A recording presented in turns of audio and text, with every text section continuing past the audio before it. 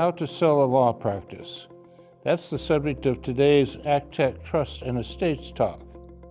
Welcome to ACTEC Trust and Estate Talk from the American College of Trust and Estate Counsel, a professional society of peer-elected trust and estate lawyers. This series offers professionals best practice advice, insights, and commentary on subjects that affect our profession and clients. And now, our ACTEC Fellow host with today's topic. This is Joe Hodges, ACTEC Fellow from Denver. What are the considerations for selling a law practice? To learn more about this topic, you will be hearing today from ACTEC Fellow Lou Nostro of Miami, Florida. Welcome, Lou. Thank you, Joe. On Monday morning, many of us feel like we've had enough. Some of us dream daily about retiring. If that's you, it might be time to start your transition. As we all know, all attorneys need a succession or practice continuation plan. But many of us don't consider that there is an option, and that is selling your law practice. We don't fully appreciate what we've built over the course of our career. It's the product of our professional life work. We've invested a lot of time, maybe a little bit of talent, passion, and some of our money. The practice has real value. So my talk today is how to monetize a law practice, a topic that really has received scant examination over the years. We're aware of other professionals such as accountants, dentists, and physicians who've successfully sold practices at retirement. And in today's talk, we have 4 primary factors to consider.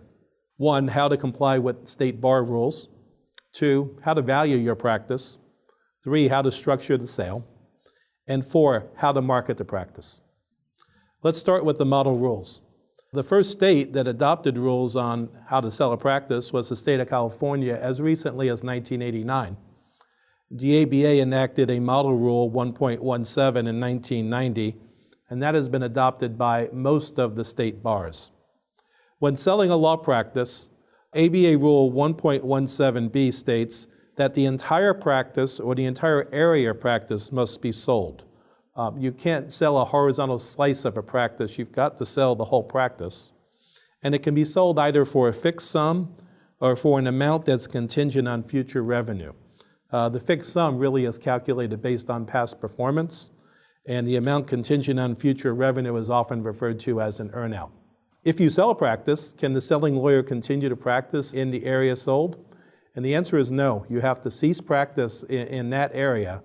But the rule doesn't state how quickly you need to cease practice. The transitioning of clients from a selling lawyer to a firm or a purchasing lawyer doesn't have to be immediate or abrupt.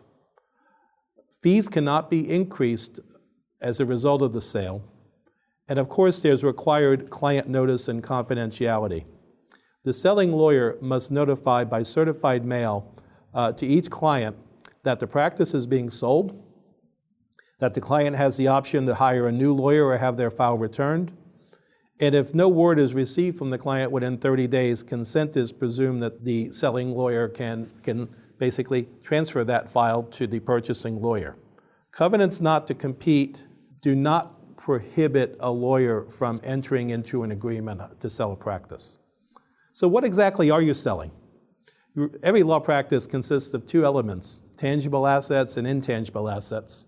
And the tangible or hard assets of the practice, quite frankly, are not the things that a buyer is looking for. They're looking for the intangible assets.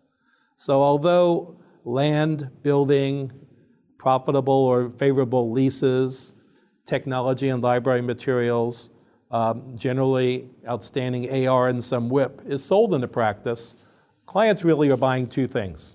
They're buying the firm clients that are generating the immediate source of revenue, and to a lesser degree, the network of contacts and referral sources that bring in new clients. Next question, what should one pay for a law practice? In this area, comparable sales are really no help at all. The marketplace for buying law firms or practices is an immature one. Deals are confidential, so there's few ways to find out the terms. Generally, there have been 2 methods used to determine what a law practice is worth. One is sort of a rule of thumb or multiple method where they multiply the annual gross revenue of the practice over the last 3 or 5 years, sometimes on a weighted average approach, to come up with a value. It doesn't work for some types of law practices. It's a little more definable for estate planning practices, which may have predictable revenue streams from existing clients. The suggestion of what a proper multiple is has gone across the board anywhere from 0.3 to basically 1.0 or as high as 1.33. With an earn-out method, what you're getting basically is a percentage of future revenues for a fixed period of time, and it really is sort of a hybrid of a referral fee. One of the commentators in this area, Roy Ginsburg, basically uses a sort of back-of-the-envelope way of valuing a law practice by saying we should just look at what someone would get paid at a law firm for an origination credit, and to track that out anywhere from 3 to 5 years. Of course, when a price is determined, you need to come up with the terms of the payout, how long it would be paid, et cetera. Now, you're not just going to walk away from your practice. There's going to be a transition period where any responsible buyer is going to be looking for introductions to the clients and expecting the seller to be around for a certain period of time. And again, in estate planning practices, there are two things that basically can spike revenue that may not show up on past performance, and one is the effect of tax law changes, and the other is mortality, that at times you're going to have clients pass away, and often estate and trust administration fees will be substantially higher. Determining the price is something a buyer and seller should be able to work out. The toughest part of selling a law practice is how to find a buyer and how to actually market the practice to a prospective buyer. It's the $64,000 question. People have taken different approaches to doing this. Some advertise in local bar and business publications. Others engage in business brokers, and there are brokers that arrange for the sale of law practices in certain jurisdictions. It's a little more common, I have found, in places such as California and North Carolina and elsewhere. A third way is to find a boutique estate planning or tax firm that's looking to roll up a practice by acquiring additional clients.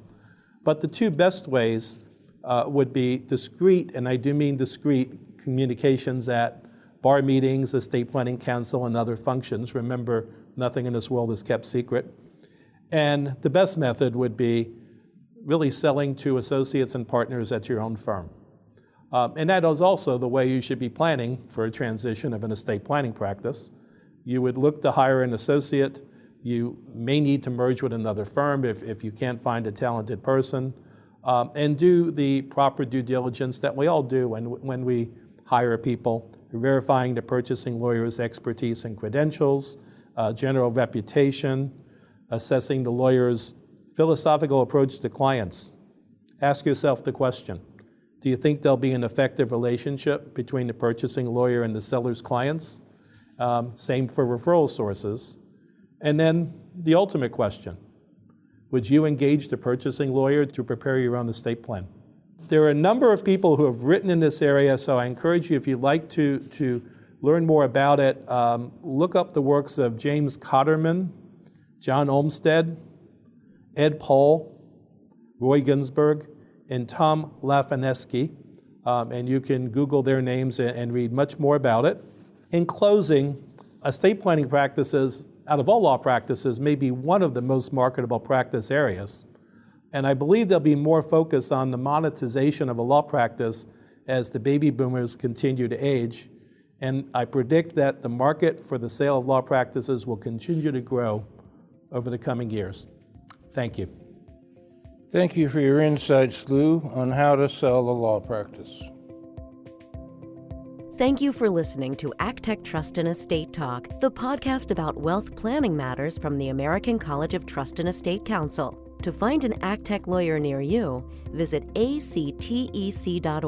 Please subscribe to this station on iTunes, Stitcher, Google Play, or wherever you download your podcasts. And follow us on Facebook and Twitter at ACTEC Talk.